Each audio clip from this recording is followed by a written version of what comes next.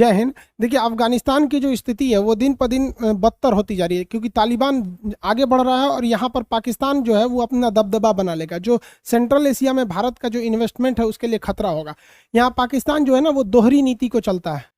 पाकिस्तान का कहना है कि जब अफगानिस्तान के अंदर अगर तालिबान जाता है तो वो अच्छा है, वो सही करता है, गुड टेररिज्म है। लेकिन अगर वही पाकिस्तान के अंदर तालिबान ब्लास्ट करता है तो वो कहता है वो बैड टेररिज्म है। यानी अफगान तालिबान सही है, पाकिस्तान तालिबान जिसे तहरीकी तालिबान कहते हैं वो गलत है। इनके हिसाब से इनकी दोहरी नीति चलती है यहाँ पर। इनका कहना है पाकिस्तान वालों का अफगानिस्तान के मैटर में कि अफगानिस्तान में शरिया का कानून रहना चाहिए, यानी इस्लामिक कानून रहना चाहिए। तो उस हिसाब से भैया पाकिस्तान में भी शरिया का कानून रहना चाहिए, क्योंकि पाकिस्तान खुद इस्लामिक कंट्री है, वहाँ शरिया का कानून कैसे नहीं। ऐसे समझिए जब तालिबान का राज चलता था अफगानिस्तान में तो वहाँ पोलियो तक को पिलाने के लिए मतलब उसको बम मार देता था। पाकिस्तान में तो आजो बवाल हो जाता है पोलियो पिलाने के लिए। तालिबान के राज में महिलाओं की शिक्षा तो एकदम चौपट हो गई थी, ना उन्हें जॉब करने दिया जाता था ना कुछ। वहाँ केवल 6% महिलाओं को शिक्षा थी। लेकिन जब से करजई और यहाँ पर अशरफ गनी साहब की सरकार आई है, अफगानिस्तान में अमेरिकी सेना, नाटो सेना वहाँ रही है, तो वहाँ महिलाओं के एजुकेशन पे भी ध्यान दिया गया है 37%। अब देखिए इन लोगों का क्या कहना है। देखिए अब किसी का नकाब पहनना या किसी महिला का साड़ी पहनना, या आप देखेंगे अगर म्यांमार में तो वो लुंगी टाइप का कुछ पहनते, ये कल्चर है। कल्चर और एजुकेशन अलग है भाई। अगर आपका कल्चर है नकाब पहनना तो आप नकाब पहन के ही पढ़ो ना। वहाँ पे कौन मना किया आपको। आप म्यांमार में जाओगे तो वहाँ पे लुंगी टाइप का ड्रेस होता है, वहाँ पे महिलाएं उसको पहनती है। हमारे खुद के उपराष्ट्रपति वेंकैया नायडू जी लुंगी पहनते हैं, तो वो साउथ का कल्चर है,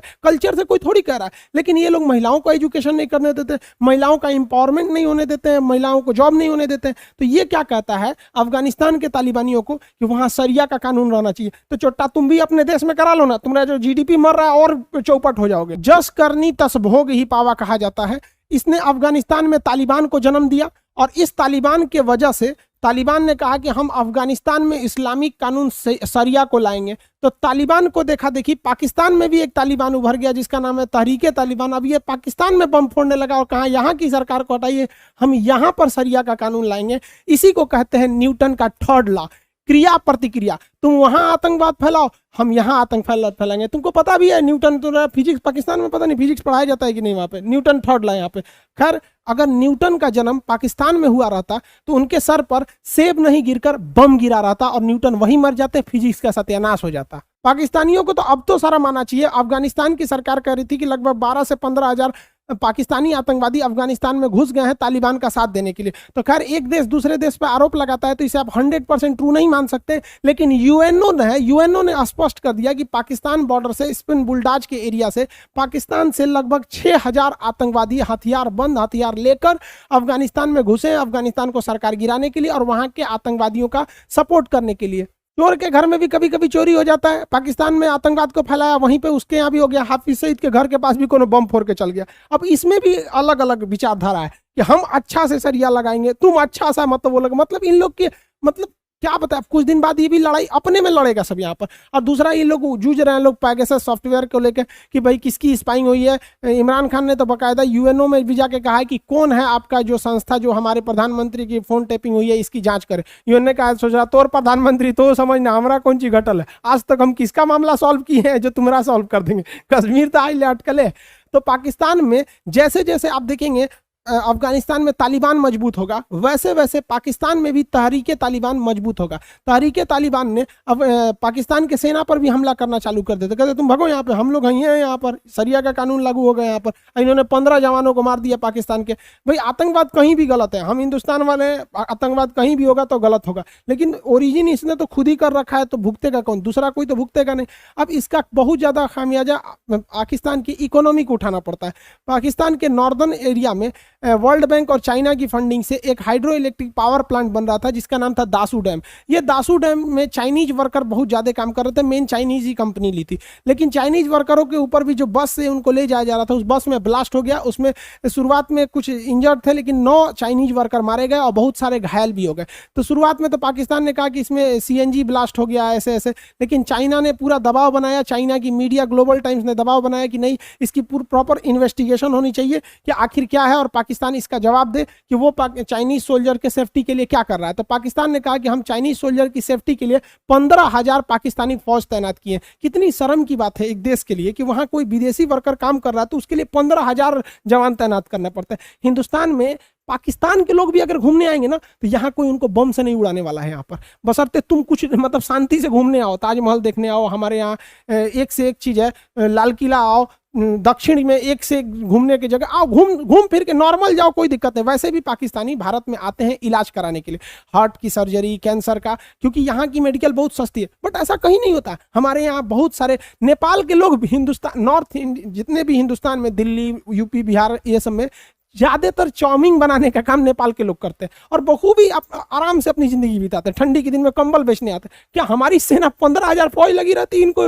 इनकी सेफ्टी के लिए? कभी ऐसा हो ही नहीं सकता। इवन अगर चाइनीज भी हमारे यहाँ व्यापार करते हैं, उनको भी ऐसा दिक्कत नहीं है। तो हम लोग को सोचिए ये कैसे देश में रह रहे हैं कि जो देश, मतलब ये साले किसी के नहीं होंगे पाकिस्तान वाले। चाइना जितना मदद पाकिस्तान की किया उतना कोई नहीं कर सकता। सोचिए यार, चाइना वाले तो पाकिस्तान के बच्चे पैदा होने में भी मदद कर रहे हैं वहां पे, कि वो कहते हैं कि भाई तुम लोग ड्यूटी करो, हम जाके तुम्हारे बदले में कर देते हैं। इतना मदद करते हैं चाइना वाले, फिर भी ये लोग उड़ा देते हैं। अब चाइना ने दबाव बनाया, कहा कि आप मिलिट्री बढ़ाइए, ये कीजिए, तो उसने कहा नहीं ऐसा कुछ नहीं है। तब तक कराची में भी एक ब्लास्ट हो गया। मतलब उत्तर, दक्षिण, पूरब, पश्चिम हर जगह चाइनीजों को मारा जा रहा है। तहरीक तालिबान, ये तो भारत के लिए ठीक ठाक है। तहरीक तालिबान का चाइना के ईस्ट तुर्किस्तान एक फ्रीडम मूवमेंट चलता है, वहां पर उन दोनों से अच्छा कनेक्शन है। अब चाइनीज मीडिया का इस पर काफी अच्छा दबाव आ गया। तो चाइना के राष्ट्रपति को समझ में आ गया कि पाकिस्तान के जो नल्ले फौज हैं, इनसे इनके जवानों की सुरक्षा नहीं हो सकती, इनके वर्कर की। तो चाइना की सरकार ने कहा अपने वर्करों से कि पाकिस्तान के कमांडो उनकी फौज से तो बेहतर हमारे यहाँ के कर्मचारी हैं,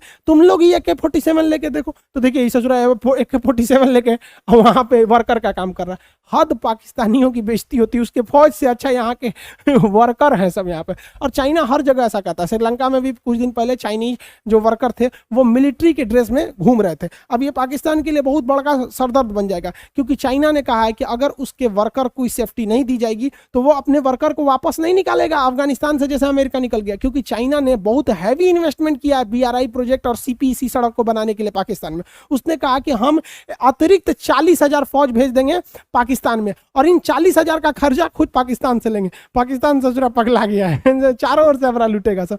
और चाइना का क्या कहना है? चाइना कह रहा है कि हम यहाँ पर एक ग्वादर जहां बनेगा, वहां ग्वादर पोर्ट के पास एक चाइना पोर्ट सिटी बनाएंगे। इस पोर्ट सिटी में चाइना की करेंसी चलेगी, चाइना के नियम कानून चलेंगे, यानी जमीन खरीद लेगा, वहां सारा चीज चाइना का ही चलेगा, वहां चाइना के ही लोग रह सकते हैं, पाकिस्तानियों को एंट्री बैन रहेगी। अब सोचिए, ऐसा वो श्रीलंका में भी बना रहा है कोलंबो पोर्ट सिटी, अब यहाँ ग्वादर पोर्ट सिटी बनाने वाला है। मतलब पाकिस्तान में रहेगा, वहीं के लोगों को वहां एंट्री नहीं देने वाला है यहाँ पर। अब जरा सोचिए, और उसका कहना है 2022 तक वहां 5 लाख चाइनीज रहेंगे।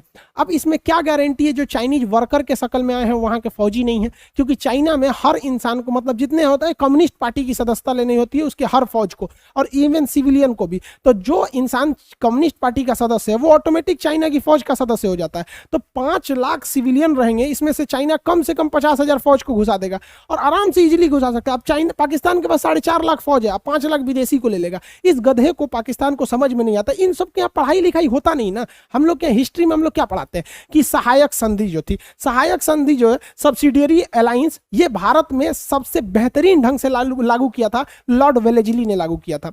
अब लॉर्ड वेलेजली की सहायक संधि क्या थी? वो किसी राजा से कहता था कि हम तुम्हारी मदद करेंगे, हमारी ये एक रेजिमेंट फौज तुम अपने यहाँ रख लो, उस फौज का खर्चा तुम देना और तुम्हारे हिसाब से काम करेगी। राजा को लगता था कि वाह, अंग्रेजों की फौज बढ़िया है, हथियार बढ़िया है, तोप टैंक है, क्या दिक्कत है, अपने किला में रख देते हैं, और जब मन कहेंगे हमला करो तो हमला करेगा। लेकिन उस राजा को ये समझ में नहीं आ रहा था कि जिस दिन अंग्रेज कह देंगे कि मार दे रजुए को, तो महल में तो पहले से घुस गए सब। यही काम कर रहा है चाइना। हालांकि एग्जाम में जब क्वेश्चन आता है कि भारत में सहायक संधि के जनक कौन थे, तो गलत मार देते हैं। वेलेजली तब वहां नहीं होगा, तब वहां डुप्ले होगा। डुप्ले जो थे फ्रांसिस गवर्नर, उन्होंने हैदराबाद और दक्षिण भारत के राजाओं के साथ सहायक संधि किया था। बट फ्रांस जो है भारत में उतना विस्तार नहीं कर पाया, जिस वजह से डुप्ले की सहायक संधि उतना सफल नहीं हुई। लेकिन ब्रिटिश गवर्नर लॉर्ड वेलेजली की जो सहायक संधि है वो बहुत तेज सफल हो गई। वो भारतीय राजाओं को ट्रेनिंग, उनकी सेना को ट्रेनिंग देता था और वहां अपनी फौज रखता था, ये कह कि हम मदद करेंगे। बाद में वही फौज उन्हें मार देती थी। यही काम कर रहा है चाइना, कह रहा है कि हमारी 40,000 फौज पाकिस्तान में जाएगी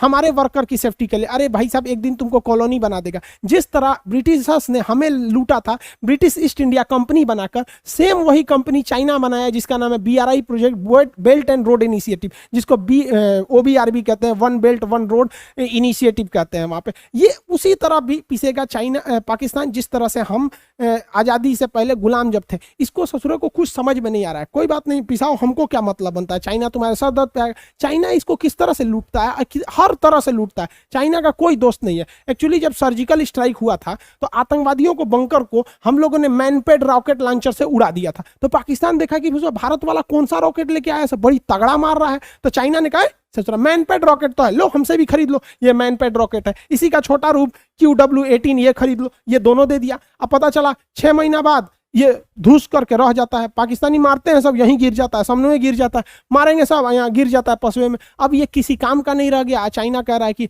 हम वापस नहीं लेंगे। हद देखिए, इस रॉकेट को चाइना के खुद देश ने बनाया और चाइना की मिलिट्री ने कहा कि ये किसी काम का नहीं है। लेकिन इस पाकिस्तान को समझ में नहीं आ रहा है। यहाँ पर कारगिल की जब लड़ाई हुई थी तो भारत ने पहाड़ों के, परवेज मुशर्रफ को लग रहा था कि भारतीय सेना पहाड़ पर तो चढ़ ही नहीं पाएगी, लेकिन हमारे यहाँ उस समय बफोर्स तोप और पिनाका रॉकेट जैसे अंधाधुंध तबाही मचाया।